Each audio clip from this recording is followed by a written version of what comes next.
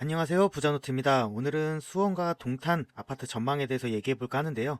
제가 요즘 서울을 좀 지켜봤으면 좋겠다. 서울 투자에 좀 집중했으면 좋겠다라고 말씀을 드리는데 그래도 다 서울에 투자할 수 있는 건 아니니까 그래서 경기도권에서도 괜찮은 지역들, 유망할 것 같은 지역들 골라서 말씀드리고 있거든요. 저번에 안양을 소개해 드렸었는데 오늘은 기존에 한번 했었던 수원과 그리고 같은 영향권인 동탄까지 해서 다시 한번 말씀드리는 시간 가져보겠습니다. 그럼 바로 시작하겠습니다. 저번에 안양에 대해서 한번 말씀을 드렸었는데요. 요약해보자면 안양은 평촌 신도시 자체의 재건축이 쉽지는 않을 것 같다. 그래서 그 재건축이 되기 전까지 꾸준히 수요를 받을 수 있는 외곽의 신축, 그리고 올해 공급하는 신축들 입주장 때 한번 저렴하게 매수할 수 있는 기회 노려보자고 말씀을 드렸습니다.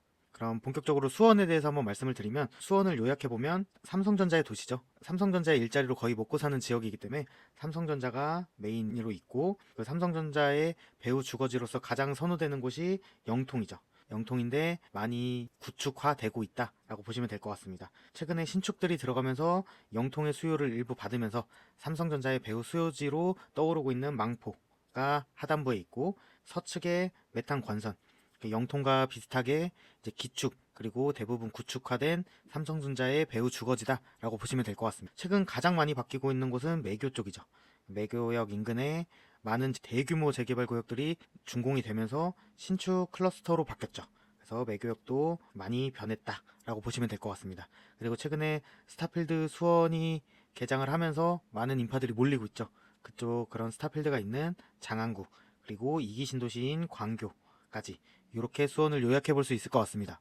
이게 스타필드의 별마당 도서관이라고 잘 조성되어 있는 포토 스팟이죠. 여기서 사진 찍으려고 많이들 가시고 엄청 많은 인파가 몰리고 있는 걸로 알고 있거든요. 그래서 저도 한번 가봐야 될 것 같습니다. 수원의 스타필드도 개장을 했다.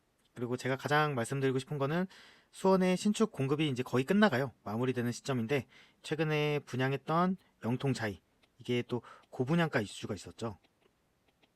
이게 84 타입 기준으로 10억을 하다 보니까 좀 처음에는 고분양가다라는 말이 있었는데 미계약분이 일부 남았었고 그것도 최근에 완판이 됐다라는 기사가 나오고 있습니다. 완판이 됐는데 입지는 삼성전자의 배후 주거지로서 가장 선호하는 영통 쪽에서도 대부분 구축화된 노후화된 도시인데 그중에 신축이 바로 인근에 들어간다. 그래서 아마 선호하는 것 같습니다. 영통역과도 가깝고 영통의 기존의 인프라를 다 누릴 수 있고 구축 밭에 신축이니까 아마 선호한 것 같습니다. 그리고 같이 언급된 펠로시드도 여기 기사에서는 저층만 남았다고 나왔었는데 최근에 다 완판된 걸로 확인했거든요. 매교역 인근에 대규모 재개발들이 들어가면서 신축 클러스터가 된 곳들 중에서 마지막으로 입주하게 될 펠로시드 그리고 해당 단지는 또 84 위주로 되어 있어서 사람들이 좀 선호할 아파트 단지 중 하나라고 보이거든요. 근데 이것도 84 기준 9억이었는데 완판이 됐다. 분양가가 최근에 가파르게 상승하고 있는데 수원에서는 그런 오른 분양가를 받아주고 있는 분위기로 가고 있다라고 보시면 될 것 같습니다. 그리고 동탄도 가볍게 알아보면 가운데 경부고속도로 그리고 경부선 GTX 선이 최근에 개통했죠. 그 기준으로 서측으로는 동탄 1 신도시 그리고 우측으로는 동탄 2 신도시라고 보시면 될 것 같습니다. 이미 동탄 1 신도시는 입주한 지 거의 15년 이상 되면서 거의 기축 이제 슬슬 구축으로 가는 상황이고 동탄 2 신도시는 이제 최근에 입주가 되면서 아직은 새 거다라고 보시면 될 것 같습니다. 동탄 2 신도시도 요 외곽에 일부 입주가 남은 걸 빼고는 거의 다 입주를 마무리했다라고 보시면 될 것 같습니다. 동탄의 현재 가장 이슈는 GTX죠.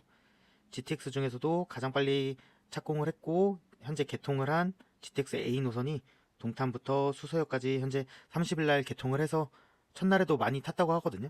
잘 운영하고 있으면서 이것이 가장 동탄에선 현재 화두다. 라고 보시면 될 것 같습니다. 한 번씩 타보시면 좋을 것 같아요. 어떻게 운행하고 뭐 속도는 어떤지 그리고 배차 간격이라든지 지하철역까지 들어가는데 너무 깊다라는 이슈가 있었잖아요. 그것도 한번 확인해 보면 좋을 것 같습니다. 그리고 동탄의 가장 미래 전망이 좋은 점은 이런 점이죠.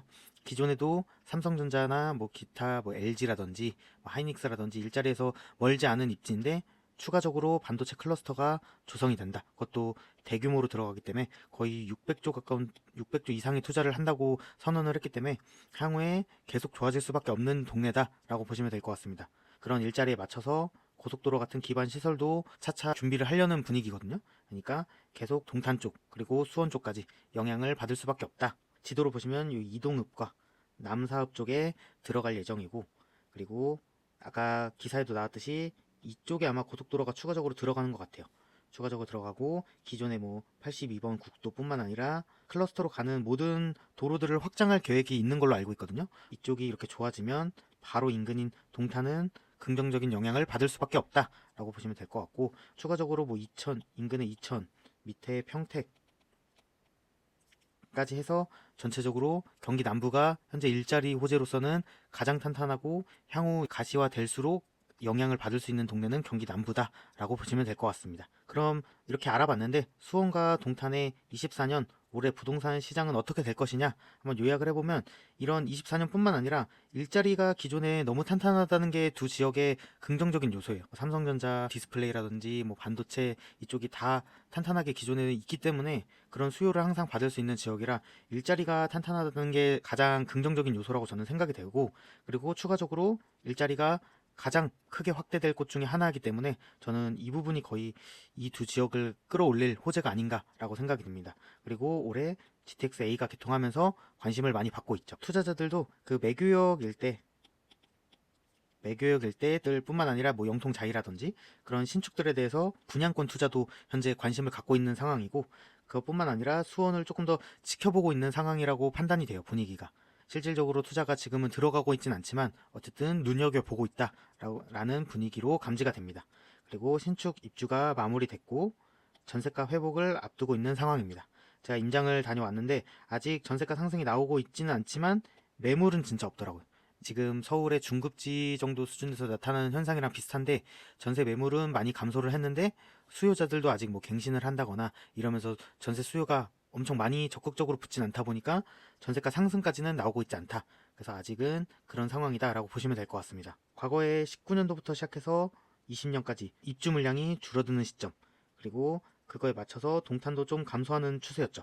그래서 이때 당시에 수원이 가장 매매가 흐름이 좋았거든요. 그래서 투자자들도 지금 상황을 보고 있는 겁니다. 23년에 엄청난 공급이 들어갔고 그 다음 24년 급감한 이후에 좀 수요 미만으로 유지되는 상황이기 때문에, 그리고 동탄도 입주가 거의 마무리됐죠. 19년, 20년도 공급이 감소할 때의 흐름을 이제 슬슬 수원이 받지 않을까, 그리고 동탄도 그런 영향을 받지 않을까 해서 관심을 보이고 있다고 보시면 될 것 같습니다. 그럼 수원이나 동탄 어떻게 될 거냐? 저는 조금은 더 지켜볼 거라고 생각이 들어요.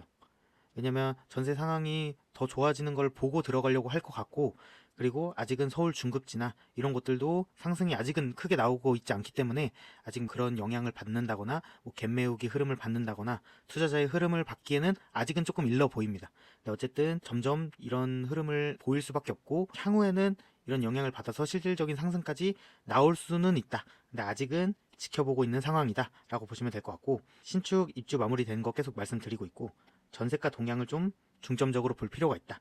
이게 나와야 실질적으로 갭이 축소되고 투자자들이 들어올 수 있는 부분이다 보니까 이런 부분을 아마 지켜볼 것 같습니다. 수원 투자를 생각할 때도 항상 생각하셔야 될 부분이, 제가 서울을 지금 계속 얘기하고 있잖아요.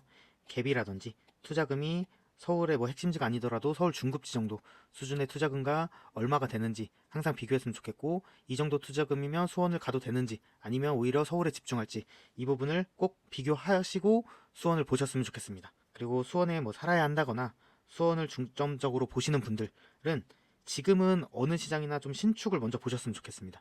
향후에 신축이 희소해질 수밖에 없는 상황으로 갈 거기 때문에 그래서 신축 위주로 보셨으면 좋겠고, 그리고 수원역 일대 저는 매교역, 아까 대규모 재개발로 인해서 신축 클러스터가 형성됐다고 했잖아요. 그래서 매교역 인근은 계속 좋아질 것 같거든요. 그래서 매교역 일대 좀 먼저 보셨으면 좋겠고 신축 위주로 보셨으면 좋겠고, 그리고 이렇게 얘기 드린 것과 똑같이 동탄도 자금이 되시는 분들은 이신도시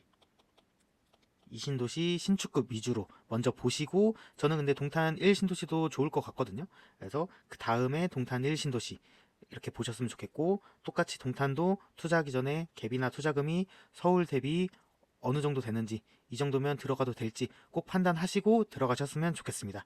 그럼 이것으로 오늘 영상 마치겠습니다. 봐주셔서 감사합니다. 다음에도 좋은 영상으로 돌아오겠습니다.